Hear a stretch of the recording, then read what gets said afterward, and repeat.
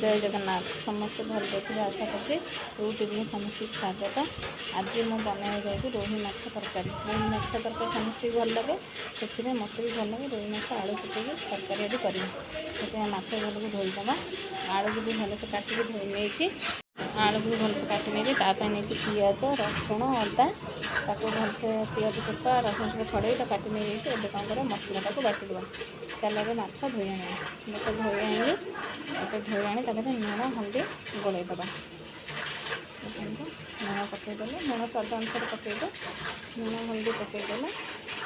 अंडा गोलै आने गोलै देले कढ़ई बसैदे तेल देदेबा तेल भलसे देदेबा सोरिष तेल देखो एकादे दे आइंस करेंगे ना से तेल गरम करा 4 मिनट छाड़ीदेवी माछ मत लगे तेल भी गरम है माछ भी पकईदे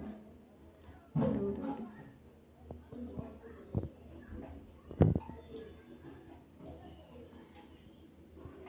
देखो सब माछ एमती पकईदेवी भलसे भाजीदेवा सेपट सेपट करदेवा ये फाटीगला अधिक माछ होगा ना से देखो लाल पड़ जाए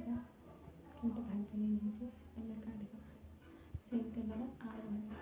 आलू मुंडा भाजीदेवा देखो भाजी मस पड़े से तेल आलू भाजीदेवा आलू भलसे लाल कर भाजवा सेम कर भाजले आलू टे सीझी देता से आलू भाजी आलू काढ़ी से तेल मसला देदेवा आज किसी गुंडा जिनस लुण जीरा गुंड हल्दी गुंड धनिया पत्र देगी कषिदेवा भलसे कषिदेवा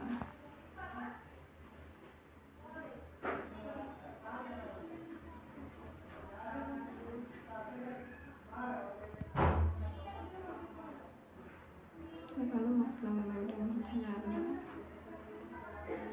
टमाटर पकईदेवा मसला भलसे कषिला मैंने धीरे धीरे तेल छाड़ी आसला मसला आसला से तेल छाड़ा देखो मसला होगला देखिए ना एवं भाव आलू पकईदेवा आलू भाजी रखी आलू को टे भले कषिदेवा सागर तापर पानी देदेवा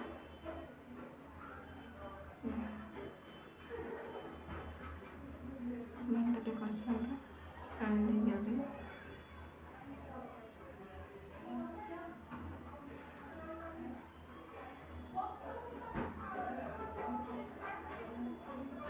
आलू टे भलसे कषि होगला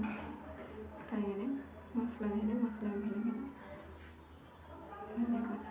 आलू मसला भलसे कषिले भल लगे मसला जिते कषि से भल लगे पानी देदेवा पानी फुटीगले कौन कर माछ दबा माछ पकईला पानी भलसे फुटीगला मैंने आलू टे सीझी आसी धर सीझा होता ना आलू भी सीझीगला पानी देदेवा माछ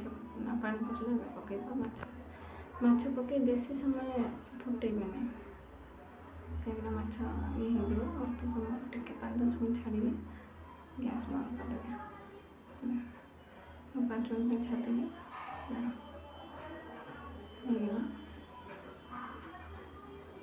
गैस बंद कर नमस्ते रोल ही काटवा रोही माछ तरकारी प्रस्तुत।